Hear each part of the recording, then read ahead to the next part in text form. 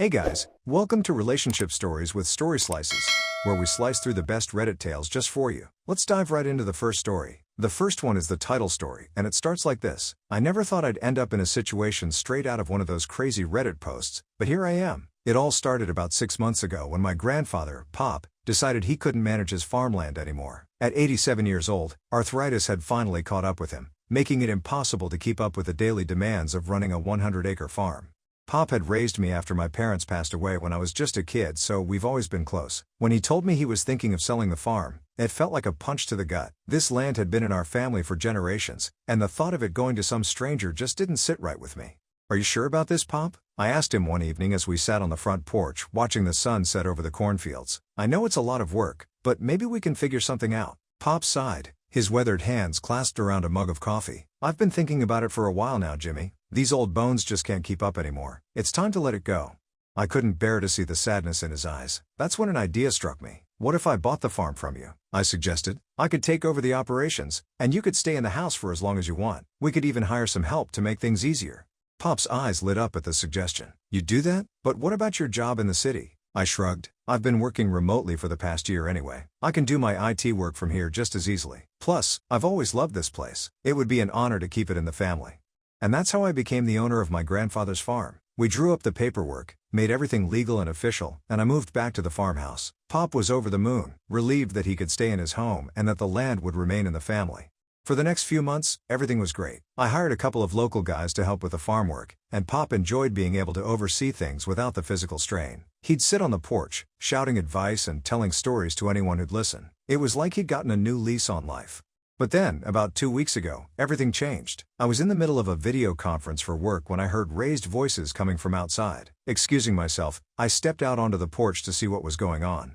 There, standing in our driveway, was a woman I'd never seen before. She was probably in her late 40s, with a severe blonde bob and the kind of outfit you'd expect to see at a country club, not on a farm. She was gesticulating wildly, her voice shrill as she berated my grandfather. "Listen here, old man," she was saying as I approached. "I don't care how long you've lived here. This land is prime real estate, and it's being wasted on your pathetic excuse for a farm. I'm offering you a fair price, so just take it and move to a retirement home where you belong." I was stunned. Who did this woman think she was? Pop looked flustered and upset, his hands shaking as he gripped his cane. "Now ma'am," he started, his voice trembling slightly. "I've told you, this farm isn't for sale. It's been in my family for—" "I don't give a rat's ass about your family history," the woman interrupted. "Times change, old man. This area is developing, and your little farm is an eyesore. I have big plans for this land, and I won't let some senile old fool stand in my way." That's when I'd heard enough. I stepped forward, placing myself between this Karen and my grandfather. "Excuse me," I said, trying to keep my voice calm. "Is there a problem here?" The woman turned her glare on me, looking me up and down with disdain. "And who are you supposed to be? The farmhand? This is none of your business. I'm talking to the owner of this property." I couldn't help but smile a little. "Actually, ma'am, I am the owner of this property, and I'd appreciate it if you'd stop harassing my grandfather."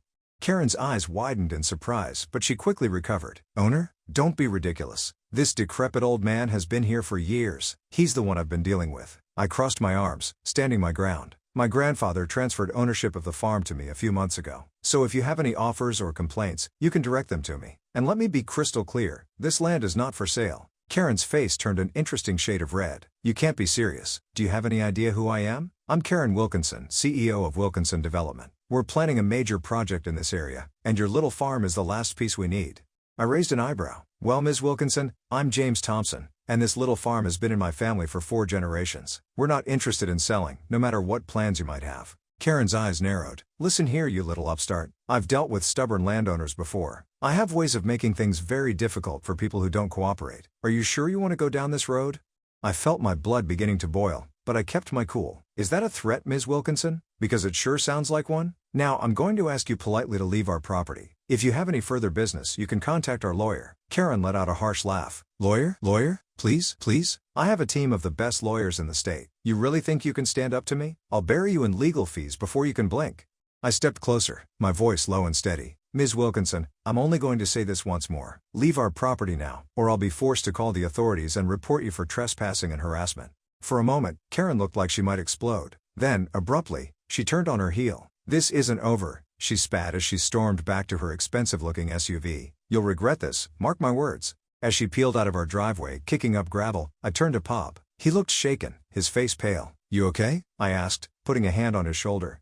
Pop nodded slowly. "I'm fine, Jimmy. She's been coming around for weeks now, getting more aggressive each time." I was starting to wonder if maybe we should just sell. I felt a pang of guilt. I should have been here to deal with this sooner. "Don't worry, Pop. We're not selling. This is our home, and no pushy developer is going to change that." Little did I know, this was just the beginning of our troubles with Karen Wilkinson. Over the next few days, it seemed like Karen was determined to make our lives miserable. First, there were the phone calls. Our home phone would ring off the hook, sometimes in the middle of the night. When we'd answer, it would either be Karen herself, making veiled threats and trying to pressure us into selling, or one of her lackeys offering once-in-a-lifetime deals. I quickly installed a new phone system with caller ID and blocking capabilities, which helped cut down on the harassment. But Karen wasn't done yet. Next came the surprise inspections. It seemed like every other day, some official-looking person would show up, claiming they needed to check our property for various violations. Health and safety, zoning regulations, environmental concerns, you name it, they came to inspect it. At first, it was annoying but manageable. We kept our cool, allowed the inspections, and always came out clean. The farm was well maintained, and we were following all the necessary regulations. But it was clear that Karen was trying to find any excuse to cause trouble for us. The situation came to a head about a week after Karen's initial visit. I was out in the fields checking on the irrigation system when I heard shouting coming from the direction of the house. My heart racing, I sprinted back, worried about Pop. As I rounded the corner of the barn, I saw a scene that made my blood boil. Karen was there again, this time with two men in suits who looked like lawyers. They were standing on our porch looming over Pop, who was sitting in his favorite rocking chair looking overwhelmed. "What's going on here?" I demanded as I jogged up to the porch. Karen turned to me with a smug smile. "Ah, the prodigal grandson returns. We were just explaining to your grandfather the reality of his situation." One of the suit-clad men stepped forward, extending a business card. "Mr. Thompson, I'm Bradley Cooper from Cooper and Associates Law Firm. We represent Ms. Wilkinson and Wilkinson Development. We're here to present a final offer for the purchase of this property." I didn't take the card. Instead, I moved to stand next to Pop, placing a protective hand on his shoulder. I thought I made it clear that this property is not for sale, and I also remember asking Ms. Wilkinson to stop harassing us. Karen's smug smile didn't waver. "Oh, this isn't harassment, James. This is business. We're simply trying to make a fair deal here." "There's nothing fair about constantly pressuring an elderly man," I retorted. "Now, I'm going to have to ask you all to leave. Any further communication can go through our lawyer." The other suit spoke up. "Mr. Thompson, I don't think you understand the gravity of the situation. Wilkinson Development has already purchased all the surrounding properties. Your farm is the last holdout, and it's disrupting a multi-million-dollar development plan." I crossed my arms. "That sounds like a you problem, not an us problem. We have no obligation to sell just because it fits into your plans." Karen stepped forward, her eyes glinting with malice. "Listen here, you stubborn fool. I've tried to be nice, I've tried to be reasonable, but you leave me no choice. If you won't sell willingly, we'll take this land by force." Pop spoke up for the first time, his voice quavering but determined. "You can't do that. This is our home." Karen let out a harsh laugh. "Oh, but we can. Have you ever heard of eminent domain, old man? The government can seize private property for public use. And guess what? Our development project has been deemed in the public interest by the county board." I felt a chill run down my spine. I knew about eminent domain, but I never thought it could be used like this. "You're bluffing," I said, trying to sound more confident than I felt. Am I? Karen produced a document from her designer handbag. "This is a notice of a hearing scheduled for next month. The county will be deciding whether to invoke eminent domain on this property. Face it, you've lost. You can either take our generous offer now or risk losing everything in court." I took the document, scanning it quickly. It looked official, with the county seal and everything. My mind was racing. Could they really do this? "You have 1 week to accept our offer," Karen continued, her voice dripping with false sympathy. "After that, we'll see you in court. And trust me, you don't want to go up against my legal team." With that, Karen and her lawyers turned and left, leaving Pop and me standing on the porch, stunned into silence. As soon as they were gone, Pop slumped in his chair, looking defeated. Maybe we should just sell, Jimmy. I can't bear the thought of losing the farm completely." I knelt beside him, taking his weathered hand in mine. "We're not giving up, Pop. Not yet. They might have money and lawyers, but we have something they don't. This is our home, and we're going to fight for it." Pop looked at me, a glimmer of hope in his eyes. "You really think we can win?" I nodded, trying to project more confidence than I felt. "I do? But first, we need to get some legal advice of our own." That afternoon, I called every lawyer in the county, explaining our situation and seeking help. Most seemed hesitant to go up against Wilkinson Development, but finally, I found someone willing to take our case, Sarah Chen, a young but passionate attorney specializing in property rights. Sarah agreed to meet us the next day. She arrived at the farm bright and early, her car looking comically out of place next to our old pickup truck. "Mr. Thompson?" she said as she approached, extending her hand. "I'm Sarah Chen. It's a pleasure to meet you." I shook her hand, immediately impressed by her firm grip and determined gaze. "Please, call me James. And this is my grandfather, Henry." Pop nodded in greeting, and we all settled on the porch. Sarah pulled out a notepad and began asking questions about our situation. As we filled her in on everything that had happened with Karen and Wilkinson Development, her frown deepened.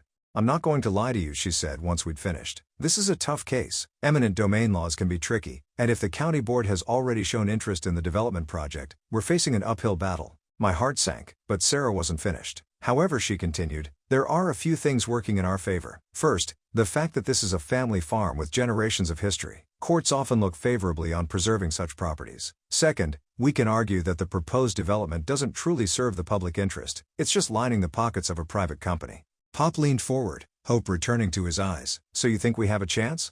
Sarah nodded. "I do, but we need to be prepared for a fight. Wilkinson Development won't give up easily."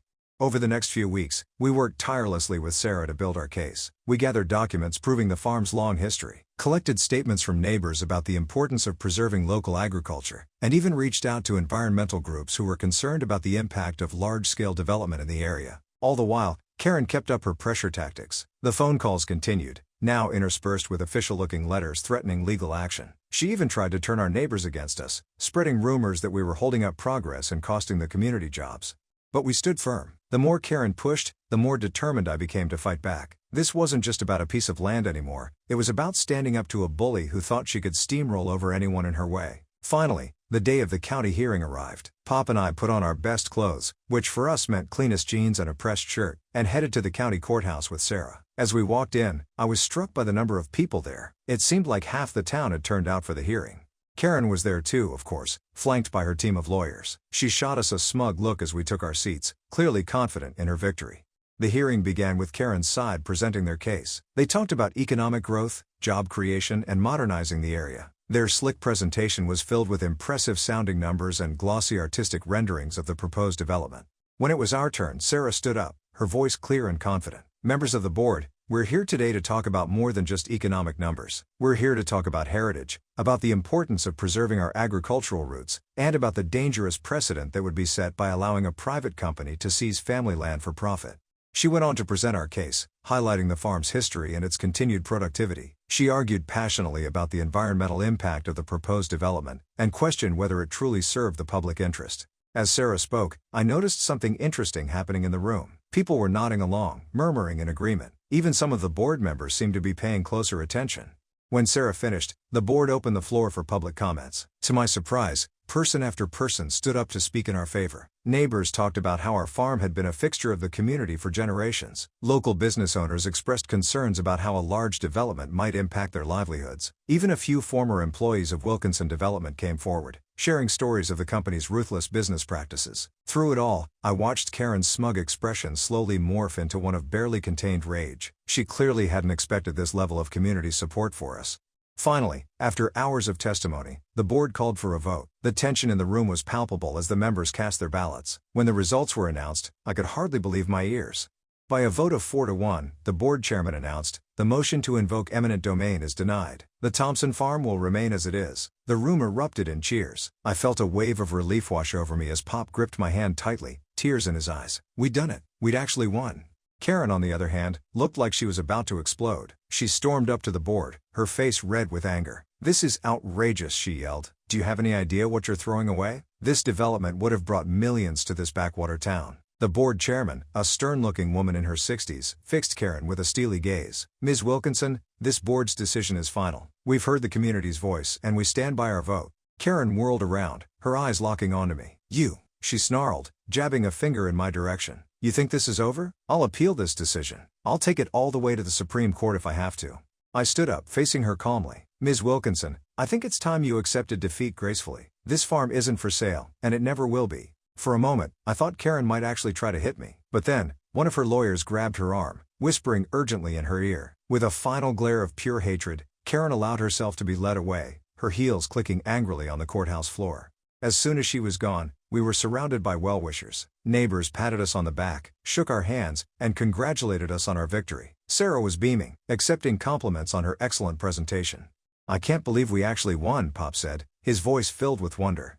I put my arm around his shoulders. Believe it, Pop, the farm is safe. As we made our way out of the courthouse, I spotted a familiar face in the crowd. It was Tom Johnson, owner of the local diner and a longtime friend of Pop's. "Hey Jim," Tom called out, making his way over to us. "Hell of a fight you put up in there. Listen, a bunch of us are heading over to my place to celebrate. You and your grandpa should come." I looked at Pop, who nodded enthusiastically. "We'd love to, Tom. Thanks." The impromptu celebration at Tom's diner lasted well into the evening. It seemed like half the town had shown up to congratulate us and share in our victory. As I looked around at all the smiling faces, I realized that this wasn't just a win for us, it was a win for the whole community. But our troubles with Karen Wilkinson weren't quite over yet.